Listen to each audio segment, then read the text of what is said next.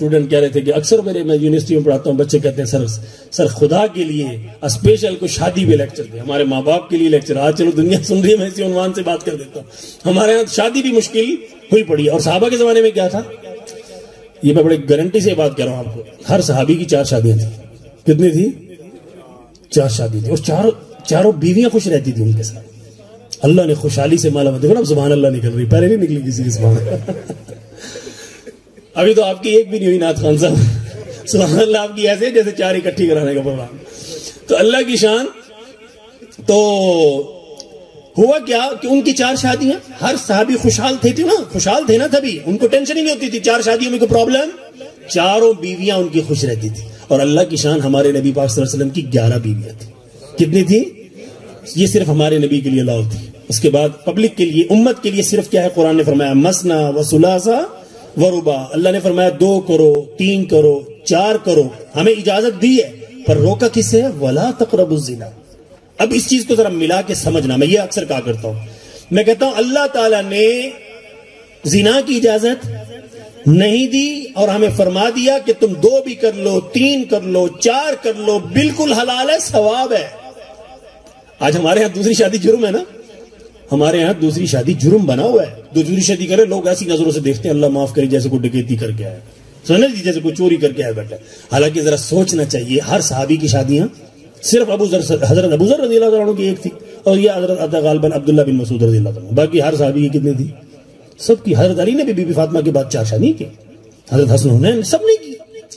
تو وہ کیا تھا، میں نے آپ کو بتایا کہ خدا نے ان کی دنیا بھی چمکائی، دنیا میں بھی ٹھاٹ سے جیے، خوشحالی کے ساتھ جیے، آگے ان کے بچوں کی بھی 4 شادیاں، عزت سے ٹھاٹ سے جیے، کوئی ان کے درمیان نفرتیں عداوتیں نہیں ہوتی تھی، کوئی پرابلم نہیں ہوتا تھا، خوشحالی کی زندگی جیتے تھے۔ ساس کو پتا تھا کہ میں نے کیا حق دینا ہے اپنی بہو کو، وہ اپنے اللہ سے ڈر کے اس کو حق پورا دیا کرتی تھی، اور بہو کو پتا تھا کہ میری ساس کی میرے ذمے کیا خدمات، وہ اپنی ساس کو راضی رکھتی تھی، ساس بہو کو راضی رکھتی تھی، میاں اپنی بیوی کو خوش رکھتا تھا، بیوی اپنے میاں کو خوش رکھتی تھی، اسی طرح سسر اپنی بہو کا خیال رکھتے تھے، بہو اپنے سسر کا خیال رکھتی تھی۔ ایک عزت کی زندگی صحابہ جیتے تھے۔ آج ہمارے درمیان یہ چیزیں نکل گئی، جس وجہ سے جینے کا مزہ، ہم کیا سمجھ رہے جینے کا مزہ پیسے سے آتا ہے؟ اربوں پتی لوگوں سے میری دوستی ہے، اربوں کے اب خربوں پتی بھی باز ہیں، لیکن خدا کی قسم اٹھا کے کہتا ہوں، ان کے الفاظ ہیں جو میں آپ کو سنانے لگا ہوں، وہ کہتے ہیں جی خوشی نہیں۔ خربوں پتی لوگ بھی آج خوش ہیں؟ ایسے مسائل ہیں گھروں میں، میں نے ان گنہگار کانوں سے ان کی باتیں سنی، اور ان آنکھوں سے میں نے ان کو روتے دیکھا دکھوں کی وجہ سے، حالانکہ اللہ نے دولت کے ڈھیر لگا رکھے۔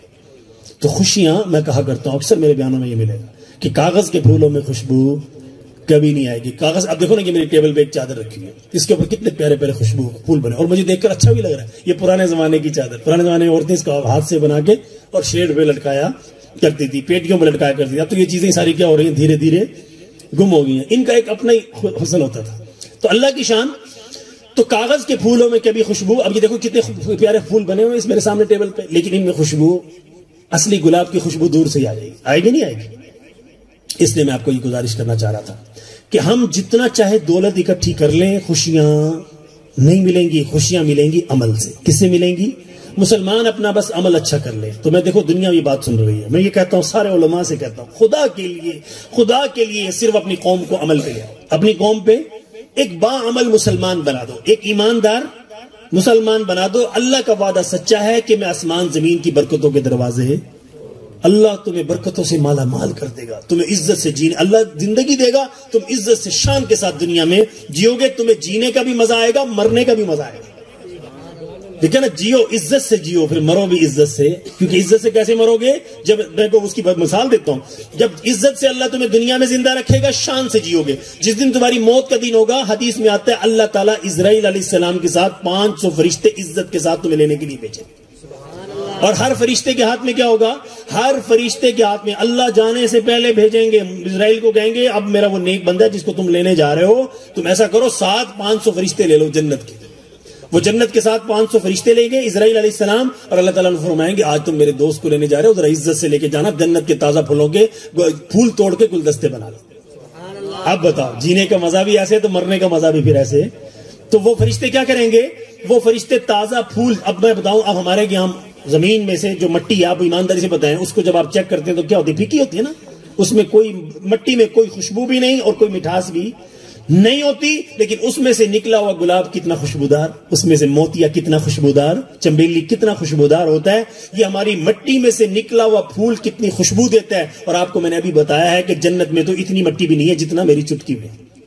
تو جنت کی سونے چاندی کی زمین سے، مشک عنبر زعفران میں سے جو گلاب نکلیں گے، ان گلابوں کی خوشبو، اس لیے تو آتا ہے، روایت میں آتا ہے اللہ اگر اس نے ایک پھول کی پتی زمین پہ پھینک دے ساری دنیا خوشبو سے بھر جائے۔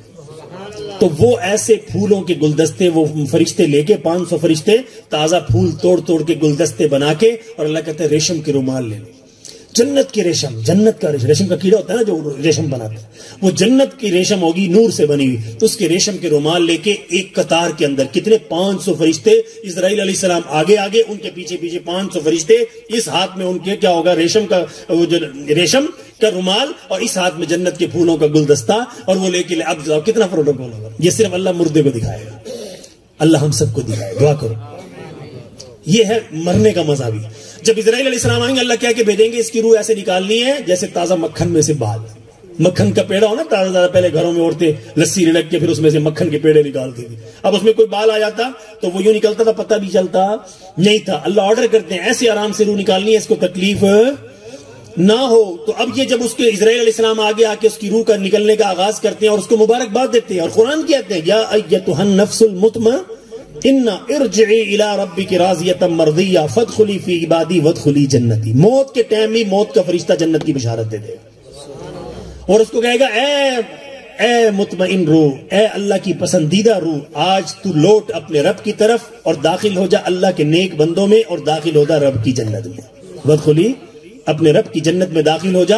اب وہ روح خوشی سے نکلے گی، خوشی سے، اور پہلا فرشتہ آگے بڑھ کے اس کو ریشم کے رومال میں اس کی روح کو لے گا اور اس کو جنت کے پھولوں کا گلدستہ، اس شان کے، میں نے ابھی آپ کو بتایا نا، شان سے جئیں گے پھر شان سے مریں گے۔ اب یہ 500 فرشتے جب روح کو لے کے آسمانوں کی طرف جائیں گے نا، تو حدیث میں آتا ہے کہ راستے میں آپ کو پتہ نا فضاؤں میں فرشتے ہیں اللہ کے، یہ فرشتے پوچھتے ہیں کہ یہ کس کی مبارک روح لے کے چلے ہو، تو وہ 500 فرشتے جس کو روح کو کندھا لے کے جا رہے ہیں نا ریشم کے رومالوں میں، وہ کہتے ہیں اس کا بھی نام لیتے ہیں، اس کے ابا کا نام بھی لیتے ہیں، وہ کہتے ہیں کہ فلاں ابن فلاں کی روح کو ہم لے کے جا رہے ہیں، تو راستے کے فرشتے بھی سلوٹ کرتے ہیں کہ روح کتنی تو مبارک روح ہے، آج تو جب رب سے ملے گا رب تجھ سے خوش ہو کر ملے گا۔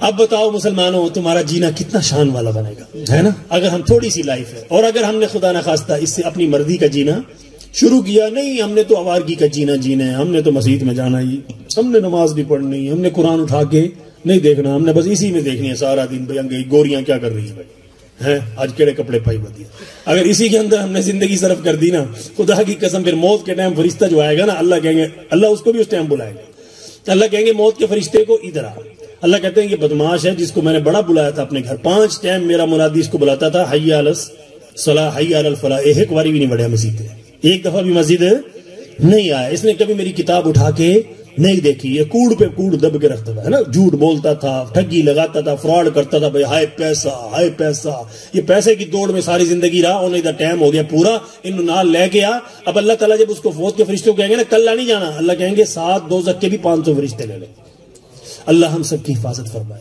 اب پھر وہ موت کا فرشتہ تو پابند ہے، وہ اسی ٹائم دوزخ میں اعلان کرے گا، آج ایک بدماش کو گھنن مجھے نا، جی پولیس والے نہیں آتے ہاتھ کھڑیاں لے کے آتے ہیں، تو وہ کہتا ہے جی آج ایک بدرو، یعنی کہ وہ ایک خدا کا گنہگار بندہ تھا، نافرمان تھا، آج اس کو لینے کے لیے جانا ہے، تو میرے ساتھ 500 فرشتے دوزخ کے آ جاؤ۔ اتنی خوفناک شکلوں کے ہیں، خدا کی قسم اگر ایک فرشتہ اللہ ہمیں یہاں دکھا دینا، آپ سارے مر جائیں، ایک اس کی شکل دیکھتے ہی مر جائیں، اتنی خوفناک شکل کے وہ فرشتے آتے ہیں، اور ان کے ہاتھ وہ خالی ہاتھ نہیں آتے، ان کے ہاتھ میں اللہ تعالیٰ ان کو آرڈر کرتے ہیں، وہ دوزخ کے آگ کے تپے ہوئے ہتھوڑے اور بدبودار، لکھا روایت میں آتا ہے بدبودار ٹاٹ، اگر اس ٹاٹ کا 1 انچ کا ٹکڑا اللہ زمین میں گرا دے ساری دنیا بدبو سے مر جائے۔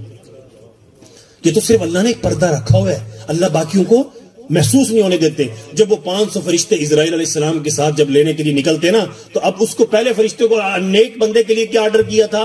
اب میں آپ کو یہ بات خلاصہ اس لیے سمجھا رہا ہوں کہ اللہ کہتے ہیں نیک بنو، کیا بنو؟